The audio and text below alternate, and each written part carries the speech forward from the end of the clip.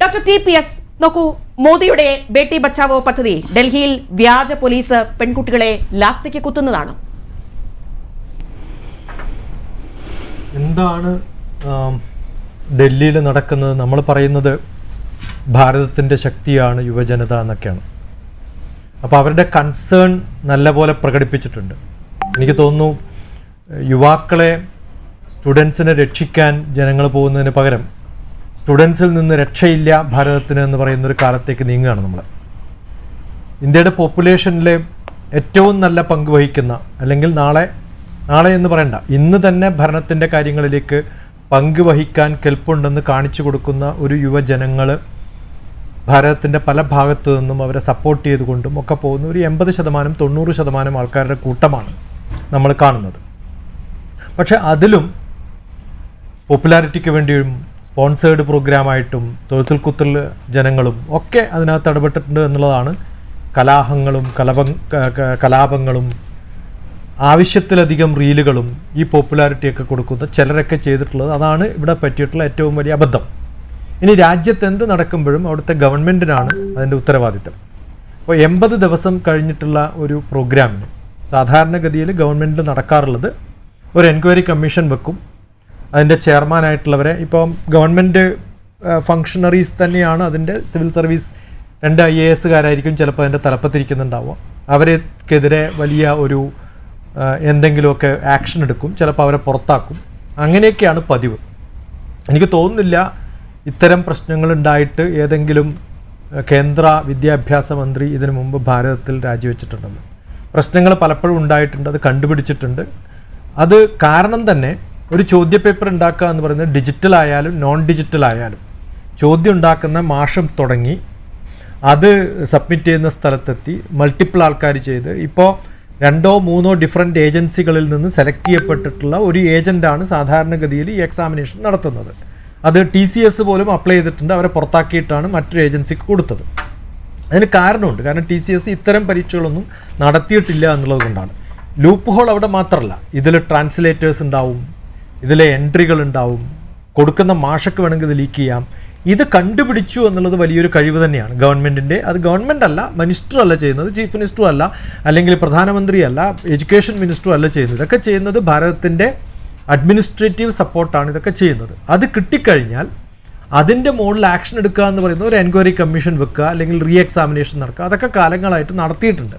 പക്ഷെ ഇതിൽ പ്രശ്നം എന്താ വെച്ചാൽ ഇവരുടെ ബേസിക് ആയിട്ടുള്ള റിക്വയർമെൻറ്റ് അത് അഡ്രസ്സ് ചെയ്തിട്ടുണ്ടോ എന്നുള്ളതാണ്. ബേസിക് റിക്വയർമെൻറ്റ് എനിക്ക് തോന്നുന്നില്ല എഡ്യൂക്കേഷൻ മിനിസ്റ്റർ രാജിവെക്കുക എന്നുള്ളതാവണമെന്ന്. ഇത്തരം സിസ്റ്റത്തിലുണ്ടാകുന്ന ലൂപ്പ് ഹോളുകളെയൊക്കെ എങ്ങനെ നമുക്ക് മറികടക്കാമെന്നുള്ളതാണ്.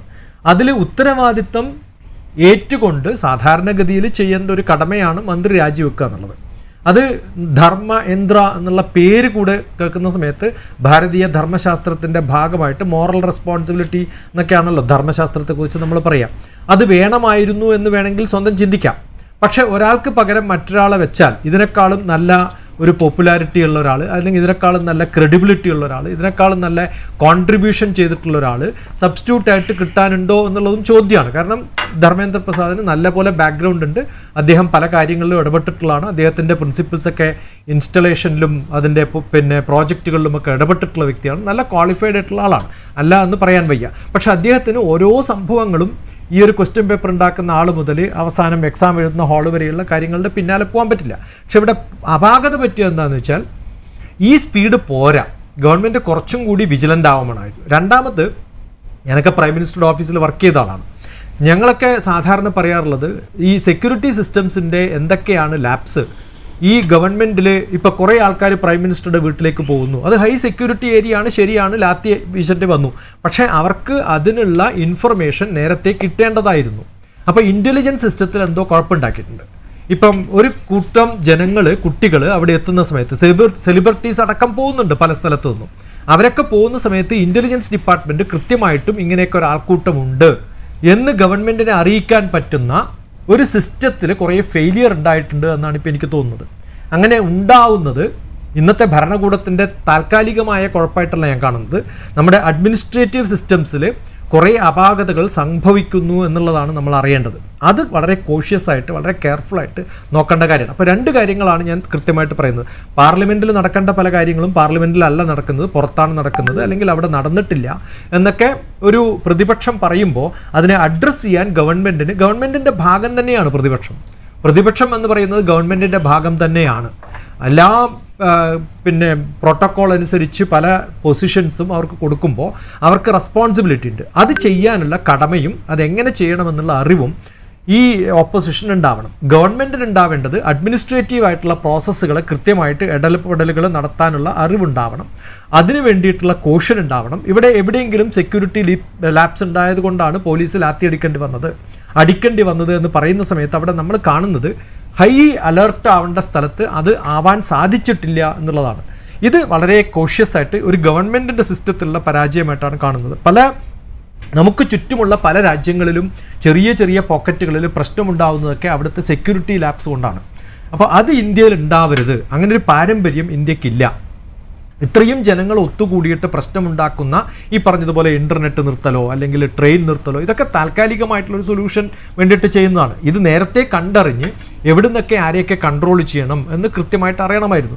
ഇതിനു മുമ്പ് അതുപോലെ ഒരു കോലാഹലവും വലിയ വിപ്ലവവും നടന്നിട്ടുള്ളൊരു സമയമാണ് ഫാർമേഴ്സിൻ്റെ പ്രൊട്ടസ്റ്റ്. ഇങ്ങനെ പലതും ഉണ്ടാകുന്ന സമയത്ത് നമ്മൾ അറിയേണ്ടത് എവിടെയാണ് ഭാരതത്തിന് പിഴയ്ക്കുന്നത്, എന്തുകൊണ്ടാണ് ഇങ്ങനെ സംഭവിക്കുന്നത് എന്ന് കൃത്യമായിട്ട് അറിയണം. ഇത് ഫാർമേഴ്സിൽ നടത്തുന്ന സമയത്ത് ചെറിയൊരു ഗ്രൂപ്പാണ്. പക്ഷെ നമുക്ക് ഈ യൂത്തിൻ്റെ പ്രശ്നങ്ങൾ നോക്കുന്ന സമയത്ത് നമ്മൾ അറിയേണ്ടത് നാളത്തെ പൗരന്മാരെന്നല്ല ഞാൻ പറയാറുള്ളത്, ഇന്നത്തെ പൗരന്മാരാണ് യൂത്ത്. ആ ഒരു യൂത്തിനെ വളരെ കെയർഫുള്ളായിട്ട് ഹാൻഡിൽ ചെയ്തിട്ടില്ലെങ്കിൽ അൺകൺട്രോളബിളി മോശമാവാനുള്ള സാധ്യതകളുണ്ട്. കാരണം 1 കോടി ആണ് നമ്മുടെ ഗ്രാജുവേറ്റ്സ് പുറത്തിറങ്ങുന്നത്. അവരിൽ നമ്മളൊക്കെ ചെറുപ്പത്തിൽ ഗ്രാജുവേറ്റ് ആവുന്ന സമയത്ത് സപ്ലൈയും ഡിമാൻഡും ഓൾമോസ്റ്റ് ഈക്വൽ ആയിരുന്നു. പാസ്സായവർക്കൊക്കെ ജോലി കിട്ടുമായിരുന്നു. ഇനി വരാൻ പോകുന്നത് 3% പോലും ജോലി കിട്ടാത്ത, 97% ആൾക്കാർക്ക് ജോലി കിട്ടാത്ത, 3% പേർക്ക് മാത്രം ജോലി കിട്ടുന്ന 2030 കഴിയുമ്പോഴത്തേക്ക് അതാണ് സ്റ്റാറ്റിസ്റ്റിക്സ്. ഇത്തരത്തിൽ ഈ യൂത്ത് ഇവിടെ പ്രശ്നമുണ്ടാക്കിയാൽ ഭാരതത്തിൽ വലിയ അനാർക്കി ഉണ്ടാവാൻ പോവുകയാണ് എന്നാണ് എൻ്റെ ഭയം. അതുകൊണ്ട് ഗവൺമെൻറ് കുറച്ചും കൂടി വിജിലൻ്റ് ആവണം. ഇതിലൊക്കെ പലതരത്തിൽ എനിക്ക് കിട്ടിയിട്ടുള്ള എൻ്റെ പേഴ്സണലായിട്ടുള്ള ഇൻഫർമേഷൻസിൽ പോലും തമാശയ്ക്ക് ഡൽഹിയിൽ പോയിട്ട് റീലെടുക്കാൻ പോയിട്ടുള്ള ആൾക്കാരും ഈ ഇടപെട്ടിട്ടുണ്ട്. അപ്പോൾ പലപ്പോഴും ഇന്ന് പോപ്പുലാരിറ്റിക്ക് വേണ്ടി സോഷ്യൽ മീഡിയയിൽ ആളാവാൻ വേണ്ടി ചെയ്യുന്ന ചില തമാശകൾ അടക്കം ഇതിനകത്ത് കാണുന്നുണ്ട് എന്നാണ് എനിക്ക് തോന്നുന്നത്. അല്ലാതെ തീരെ കൺസേൺ അല്ലാത്ത ഒരു സൊസൈറ്റിയിലും ഒരു കാര്യത്തിലും സ്വന്തം വീട്ടിൽ ബന്ധുക്കൾക്ക് പോലും കൺസേൺ അല്ലാത്ത, അവരുടെ കാര്യങ്ങൾ പോലും ശ്രദ്ധിക്കാത്ത ഒരാൾക്ക് ഭാരതത്തിൻ്റെ കാര്യം ശ്രദ്ധിക്കാൻ ഡൽഹിയിൽ പോയി എന്നുള്ളത് വലിയൊരു അപാകതയാണ്. അത് ഒരു 10% ഉണ്ടാവും. പക്ഷെ 90% ആൾക്കാർ പരീക്ഷ എഴുതിയോ അല്ലെങ്കിൽ എൻ്റെ പ്രശ്നങ്ങൾ വരുമ്പോൾ മാത്രമേ ഞാൻ തെരുവിലിറങ്ങൂ എന്നത് ശരിയല്ല. കാരണം ഭാരതത്തിൻ്റെ രാഷ്ട്രീയപരമായിട്ടുള്ള സംഘടനാപരമായിട്ടുള്ള കാര്യങ്ങൾ നോക്കിയാൽ പലരും അവരവരുടെ പ്രശ്നങ്ങൾക്കല്ല പുറത്തിറങ്ങിയിരിക്കുന്നത്. അങ്ങനെ CJPക്ക് ഇത്രയും ആൾക്കാരെ കൂട്ടാൻ സാധിച്ചിട്ടുണ്ടെങ്കിൽ അതിന് കാരണം എന്താണെന്ന് നമ്മൾ അന്വേഷിക്കണം. കാരണം ഇവിടുത്തെ പല പാർട്ടിക്കാർക്കും സാധിക്കാത്ത അത്രയും ആൾക്കാരെ കൊണ്ടുപോകാൻ ഈ CJPക്ക് സാധിച്ചിട്ടുണ്ടെങ്കിൽ അങ്ങനെ ഒരു മൂവ്മെൻ്റ് ഉണ്ടാകുന്ന സമയത്ത് ഭാരതം കെയർഫുൾ ആവണമെന്നാണ് എനിക്ക് പറയാനുള്ളത്. എനിക്ക് തോന്നുന്നു കോൺഗ്രസോ അല്ലെങ്കിൽ BJPയോ അല്ലെങ്കിൽ മാർക്സിസ്റ്റോ അല്ലെങ്കിൽ ഏത് രാഷ്ട്രീയ പാർട്ടിക്കാർക്കും സാധിക്കാത്ത തരത്തിൽ CJPക്ക് ഇന്ന് സാധിച്ചിട്ടുണ്ടെങ്കിൽ അത് വളരെ വളരെ വിപത്ത് ഉണ്ടാവാവുന്ന ഒരു പ്രതിസന്ധി ഉണ്ടാവാവുന്ന ആ CJPക്കാരനെ സപ്പോർട്ട് ചെയ്യേണ്ട ഗതിയാണ് നമ്മുടെ പ്രതിപക്ഷത്തിനോ അല്ലെങ്കിൽ അവർ പറയുമ്പോൾ അവിടെ ഒരു ഡിസ്കഷന് പോകേണ്ടതാണ് ഗവൺമെന്റിന്റെ ഒരു താല്പര്യമെങ്കിൽ അത് നമ്മളെ ഭയപ്പെടുത്തുന്നു എന്നാണ് എനിക്ക് തോന്നുന്നത്. ഓക്കെ, വ്യക്തമാണ്. ഞാൻ അടുത്ത ഘട്ടത്തിൽ അങ്ങയിലേക്ക് മടങ്ങിയെത്തുകയും ചെയ്യാം. പക്ഷേ അങ്ങനെ ഒരു കൃത്യമായ ഒരു നടപടിയിലേക്ക് അല്ലെങ്കിൽ ഒരു പര്യവസാനത്തിലേക്ക് പോകും എന്ന് നമ്മൾ പ്രതീക്ഷിക്കേണ്ടതുണ്ടോ? ഈ സമരത്തിൽ കുറഞ്ഞ പക്ഷം പ്രധാനമന്ത്രിക്കെങ്കിലും ചോദിക്കാമല്ലോ, ധർമ്മേന്ദ്ര പ്രധാനോട് നിങ്ങളുടെ വകുപ്പിൽ എന്താ നടക്കുന്നതെന്ന്. അത് ചോദിക്കുന്നില്ല. എന്നിട്ടും മിണ്ടാതിരിക്കുന്ന നരേന്ദ്രമോദിയാണ് കാണുന്നത്. പഴയ കർഷക സമരത്തെ നേരിട്ട് അതേ ഏകപക്ഷീയമായ അടിച്ചമർത്തൽ ഇവിടെയും ഉണ്ടാവുകയാണ്. അതേ നയം. ഡോക്ടർ TPS, നമുക്ക് ഡിജിറ്റൽ വിഷ്വൽസ് കുറേ അവൈലബിൾ ആണ്. ഇത് പ്രൂവ് ചെയ്യാനും ഡിസ്പ്രൂവ് ചെയ്യാനും ഒരു ബുദ്ധിമുട്ടും ഇല്ലാത്തൊരു ലോകത്താണ് നമ്മൾ ജീവിക്കുന്നത്. ഇതൊന്ന് പലപ്പോഴും പറയുമ്പോൾ നിങ്ങൾ വിട്ടുപോയ ഒരു കാര്യം, യൂണിഫോം ഇല്ലാത്ത ആൾക്കാർ ലാത്തിയുമായിട്ട് അടിക്കുന്നു എന്നുള്ളതാണ് നമ്പർ 1. നമ്പർ 2, സാധാരണഗതിയിൽ പോലീസിന് ഐഡന്റിറ്റി വേണം. അവരുടെ പേര്, നെയിം ടാഗ് കൃത്യമായിട്ട് ഉണ്ടാവണം. ഇത് രണ്ടും മിസ്സിംഗ് ആയിരുന്നു പല സംഭവങ്ങളിലും കണ്ടിട്ടുള്ള ആൾക്കാർ. അത് കൃത്യമായിട്ട് ഞാൻ പറഞ്ഞല്ലോ, അഡ്മിനിസ്ട്രേറ്റീവ് പ്രോസസ്സുകളിൽ ഒരു പൊളിറ്റിക്കൽ ഇൻഫ്ലുവൻസ് ഹൈ ആയിട്ട് വന്നാൽ അതിൻ്റെ ഇമ്പാക്റ്റ് ഉണ്ടാവുന്നത്. ഇപ്പോൾ കേരളത്തിൽ ഉണ്ടായിരുന്ന പോലീസ് ഡിപ്പാർട്ട്മെന്റിൽ ഉണ്ടായിരുന്ന പ്രശ്നങ്ങളും ഇനി നാളെ ചിലപ്പോൾ ഈ ഭരണത്തിൽ നിന്ന് മാറുന്ന സമയത്ത് നമ്മൾ കേന്ദ്രത്തിൽ കാണാൻ പറ്റുന്നതും ഇതേ തരത്തിലുള്ള കുറേ ആൾക്കാരായിരിക്കും. നമുക്ക് പോലീസിനെ ഇങ്ങനെ കൃത്യമായിട്ട് വെറുതെ അഴിച്ചുവിട്ട് നിങ്ങൾക്ക് ലാത്തി ഉപയോഗിക്കാം, അതിന് യൂണിഫോമിന്റെ ആവശ്യമില്ല, നെയിം ടാഗിന്റെ ആവശ്യമില്ല, അവര് അത്തരത്തില് ഇത് എനിക്ക് തോന്നുന്നു ഗുണ്ടായിസം എന്നല്ലാതെ വേറൊന്നും പറയാൻ സാധിക്കില്ല. വലിയൊരു തെറ്റാണ് ചെയ്തത്. നമ്പർ 1, ഞാൻ ആ പറയുന്ന സമയത്ത് ഞാൻ പറഞ്ഞു 10% ഇത്തരം പ്രശ്നങ്ങൾ ഉണ്ടാകുന്ന സമയത്ത് പോപ്പുലാരിറ്റി സ്റ്റണ്ടിന് വേണ്ടിയിട്ട് പോകുന്ന കുറേ ആൾക്കാരെ നമുക്ക് പലയിടത്തും കാണാൻ പറ്റും. അത്തരം സംഭവങ്ങളും ഡൽഹിയിൽ ഉണ്ടായിട്ടുണ്ടാവും. പിന്നെ ഈ പറഞ്ഞിട്ടുള്ള ഈ ജാം ചെയ്യുക എന്നുള്ള സംഭവം വളരെ സാധാരണമായിട്ട് പ്രൈം മിനിസ്റ്ററുടെ വീട്ടിലൊക്കെ പലപ്പോഴും എല്ലാ മാസവും ഡിന്നറിന് പോയിട്ടുള്ള ആളാണ് ഞാൻ മൻമോഹൻ സിംഗിന്റെ ഭരണകാലത്ത്. എനിക്കറിയാം പ്രൈം മിനിസ്റ്ററുടെ ഒഫീഷ്യൽ ആയിട്ടുള്ള കാര്യമാണ്, പൊളിറ്റിക്സ് അല്ല ഞാൻ പറയുന്നത്. അവിടെ എവിടെ പ്രശ്നമുണ്ടോ അവിടെയൊക്കെ ജാം ചെയ്യാനുള്ള ജാമേഴ്സ് വളരെ കൃത്യമായിട്ട് ഉപയോഗിക്കാറുണ്ട്. അത് ഇത്തരം പ്രശ്നങ്ങൾ ഉണ്ടാകുന്ന സമയത്ത് കുറച്ചും കൂടി വളട്ടൈൽ ആയിട്ടുള്ള സംഭവങ്ങളാണെങ്കിൽ അതിനെ കേന്ദ്രം എങ്ങനെ നോക്കണമെന്നുള്ളത്. പക്ഷെ അവിടെയും നമ്മൾ ഉപയോഗിക്കുന്ന ഓരോ റൂളുകൾക്കും വ്യത്യസ്തതയുണ്ട്. ഈ ഓപ്പോസിഷൻ ലീഡറെ അറസ്റ്റ് ചെയ്ത വിധം തീരെ ശരിയായില്ല എന്നാണ് എൻ്റെ അഭിപ്രായം. കാരണം ഇങ്ങനെ നല്ല ഒരു വാജ്പേയി ഓപ്പോസിഷൻ ഉണ്ടായിട്ടുള്ള ലീഡർ ഉണ്ടായിട്ടുള്ള നമ്മുടെ ഭാരതത്തിൽ എങ്ങനെയാണ് കേന്ദ്ര ഗവൺമെന്റ് വാജ്പേയിയോട് പെരുമാറിയത് എന്ന് നമ്മൾ കൃത്യമായിട്ടൊരു പാഠമായിട്ട് എടുക്കേണ്ടതാണ്. അദ്ദേഹം തിരിച്ച് എങ്ങനെയാണ് ഗവൺമെന്റിനോട് പെരുമാറിയതും എന്ന് നമ്മൾ തിരിച്ചെടുക്കേണ്ട ഒരു പാഠമുണ്ട്. നമുക്ക് പ്രതീക്ഷിക്കാവുന്നത് പ്രോബബിളി ഗവൺമെന്റിന് റിയലൈസേഷൻ വന്നു, ലേറ്റ് റിയലൈസേഷൻ ആണ്, വൈകി എന്നുള്ളത് ശരിയാണ്. അത് യൂത്തിന്റെ പവറായിട്ട് നമ്മൾ കാണണം. ഭാരതീയ ശാസ്ത്രത്തിന്റെ പ്രാധാന്യം എന്ന് പറയുന്നത് റിയലൈസേഷൻ എപ്പോഴെങ്കിലും ഉണ്ടാവുമ്പോൾ അതിന് തെറ്റുതിരുത്തി എന്നുള്ളതിന് മാപ്പപേക്ഷിക്കുകയാണ്. അത് ഗവൺമെന്റിന് തീർച്ചയായിട്ടും ചെയ്യേണ്ടതാണ്. ഞാൻ അറിഞ്ഞിട്ടുള്ളത് ഗവൺമെന്റ് എല്ലാ കേസുകളും പിൻവലിക്കും, ഇത്തരം പ്രശ്നങ്ങളിൽ നിന്നൊക്കെ എല്ലാ സൊല്യൂഷൻസും കിട്ടുമെന്നാണ്. പക്ഷെ അതിന്റെ കൂടെ എനിക്ക് പറയാനുള്ളത് ഇത്തരം വിഷ്വൽസ് അവൈലബിൾ ആണ്.